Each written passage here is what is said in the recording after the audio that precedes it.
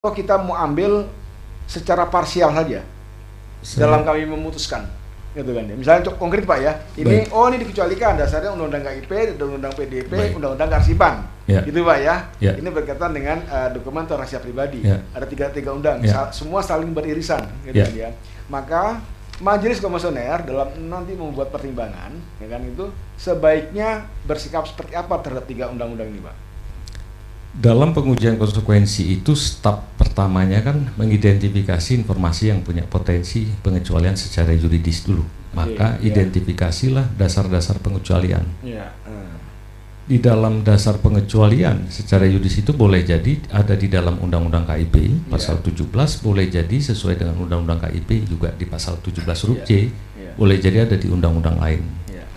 Maka semua harus diinventarisasi dan kemudian dijadikan argumen untuk dasar mengecualikan informasi. Mengecualikan dulu ya. Pada saat orang meminta informasi yang dikecualikan itu, lakukan pengujian konsekuensi bahaya dari informasi yang dikecualikan itu kalau diungkap. Itu.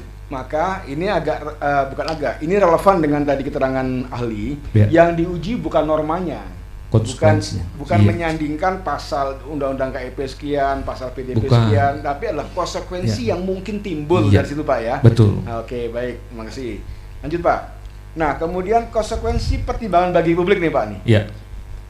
Ini sebenarnya bagaimana sih Pak tolok ukur bagi badan publik ya kan untuk menetapkan sebuah parameter bahwa informasi ini dibuka ini bermanfaat buat publik, atau sebaliknya kalau ditutup, nah ini kita mau melindungi publik nih. Gitu. Ini wajibkah badan publik membuat parameter-parameter yang terukur? Itu yang saya sebut, kalau parameter yang terukur tidak wajib, karena nanti orang terjebak sama empirical bukan pada praduga lagi. Jadi di dalam ini saya sebut, di dalam paper saya sebut sebagai negative rule consequentialism. Itu artinya orang mencari cara yang paling optimal agar dua kepentingan yang kontradiktif itu bisa terpenuhi. Jadi teorinya adalah teori optimasi. Agak rumit di sini, makanya dibentuk komisi informasi. Jadi memang tujuannya di komisi informasi itu terjadi dispute, dialah yang akan menentukan optimasinya. Apa yang saya maksud dengan optimasi, majelis? Bagaimana cara memberikan informasi, mengungkap agar tujuan kerahasiaan yang dijamin oleh undang-undang tetap terjaga, tujuan permohonan bisa tetap terpenuhi. Itu. Maka step pertama, tujuan permohonan dari pemohon informasi apakah sah secara undang-undang, cek dulu. Oh sah, dijamin juga oleh undang-undang. Yang kedua, adakah cara lain untuk mencapai tujuan yang bersangkutan selain dengan mengakses informasi? Kalau tidak ada cara lain, lanjut lagi pengujiannya. Kalau ada cara lain, stop pengujian konsekuensi, tolak. Tapi kalau kemudian masih tidak ada cara lain, masuk ke yang saya bilang tadi, proportionality. Bagaimana kerahasiaan ada di undang-undang tetap bisa terlindungi, tapi kepentingan publik juga bisa terlindungi. Sehingga kadang-kadang keluarnya adalah teknik pemberian. Kita masih ingat beberapa waktu yang lalu kasus ijazah yang kemudian izin di ruang persidangan kalau ada mau diskusi lain agar minggir dulu. Terlanjutkan. Baik. Di kasus yang lalu saya lihat di media, ketika penyidik menunjukkan ijazah Pak Jokowi hanya boleh dilihat, bahkan tidak boleh disentuh, karena kalau disentuh nanti merusak barang bukti. Itu adalah right to know-nya mereka penuhi, tapi right to access-nya minta kurangi. Itulah yang saya maksud optimasi.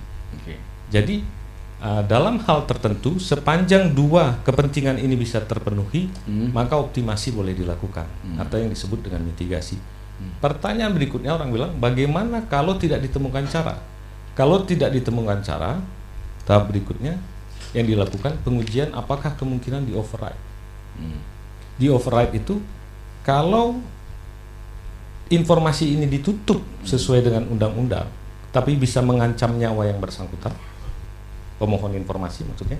Kedua, bisa membahayakan hajat hidup orang banyak. Bayangkan orang mau cek posisi danau yang di atas hutan lindung, banjir akan meluap atau tidak dilarang. Tiba-tiba banjir dan air bah turun kan bahaya. Tidak diberi informasi. Jadi kalau dia sudah mengancam nyawa walaupun di hutan lindung harus diberikan. Di override oleh siapa? Pimpinan badan publik atau komisi informasi. Pertanyaannya yang berikut, bagaimana dengan yang absolut tadi? Kalau yang absolut tadi cukup ada pasal undang-undang tertentu yang menyatakan boleh diakses dengan kriteria tertentu, tidak perlu lagi diuji konsekuensi. Atau tidak ada undang-undang yang menyatakan boleh, tidak boleh diberikan. Jadi black and white kalau yang absolut ya, selesai. Nah, ada teknis-teknis. Kalau dia ada dalam satu dokumen, kemudian ternyata di dalam dokumen itu ada informasi-informasi dikecualikan yang tidak relevan, bolehlah informasi dikecualikan yang tidak relevan itu dilakukan hitam. Oke. Baik, lanjut. Dalam sebuah pengujian, karena di pasal 20 itu Undang-Undang 14 itu menyatakan bahwa informasi yang dikecualikan kecuali yang pribadi itu tidak bersifat permanen. Apakah dalam uji konsekuensi tersebut badan publik, karena saya belum menemukan di makalah Pak Alam, apakah dalam uji konsekuensi tersebut keputusan suatu badan publik sudah menyatakan dia ditutup, tidak dikecualikan, atau dia sudah menyatakan terbuka, ya kan? Bagaimana kalau badan publik menyatakan nanti diberikan kalau ada persetujuan dari pihak terkait? Maksudnya? Jadi di dalam sebuah uji konsekuensi, ini badan publik sudah bisa mengidentifikasi jenis informasinya. Oh, ini berbahayanya. Oh, dia punya ada undang-undangnya sudah menemukan. Dia sudah tahu bisa menetapkan parameter bahayanya. Lalu dia menyatakan, oh ini kami tutup, gitu ya. Tetapi di situ dalam narasinya ditutupnya atau dibukanya atau dapat diberikan kalau ada persetujuan dari yang bersangkutan. Saya tahu dalam undang-undang bukan mas yang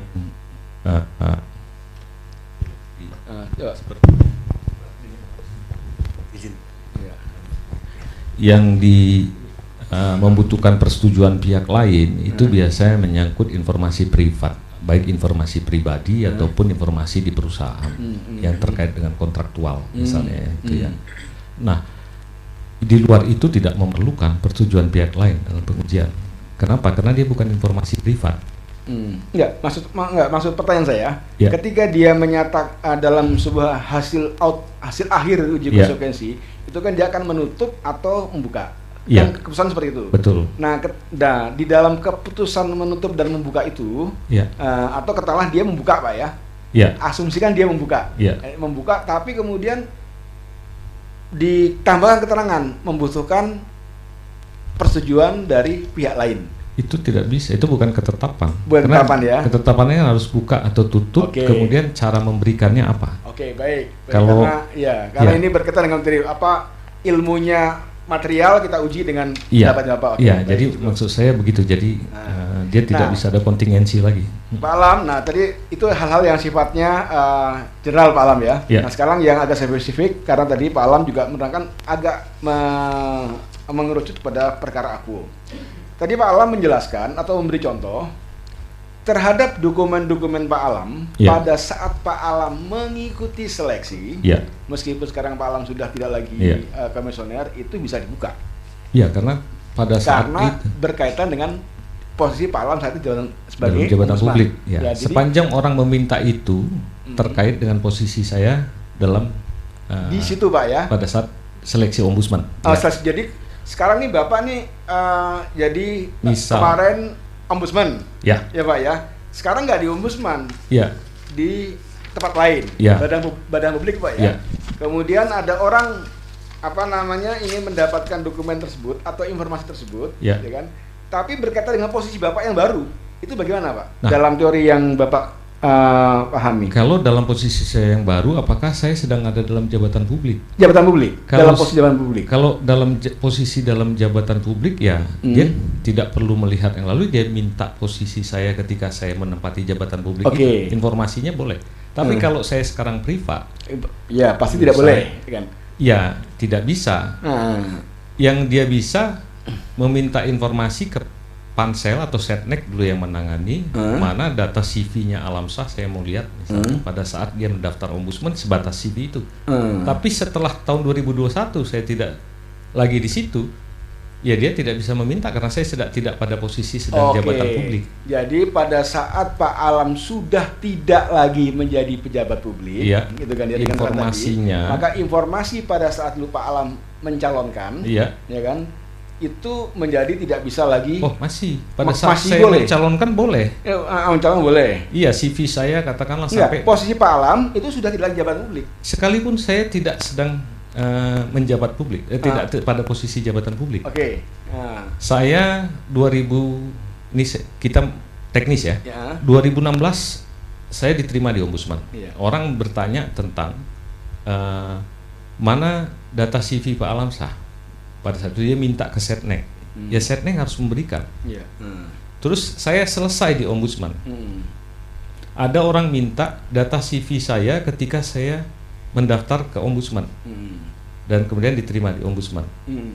Tetap boleh diberikan. Tapi ketika orang minta, saya ingin mintanya ke Setnek, informasi CV Pak Alamsyah tolong dilengkapi setelah dia selesai dari Ombudsman juga. Nggak bisa Setnek. Baik. Kira-kira gitu. Baik. Nah, kalau pada pasca Ombudsman, kemudian Pak Alam itu menjadi pejabat publik lagi di tempat lain, Pak, di tempat lain, gitu kan ya. Apakah dokumen atau informasi tertentu, ya kan, itu masyarakat boleh tanya? Boleh. Kalau boleh tanya sih boleh ya. Artinya badan publik bisa memberikan. Bisa, oke, Pak. Boleh mengungkap. Meskipun Bapak sudah tidak lagi di situ. Ya, sepanjang informasi diminta itu memiliki relevansi dengan jabatan. Posisi jabatan. Oke, baik, Pak.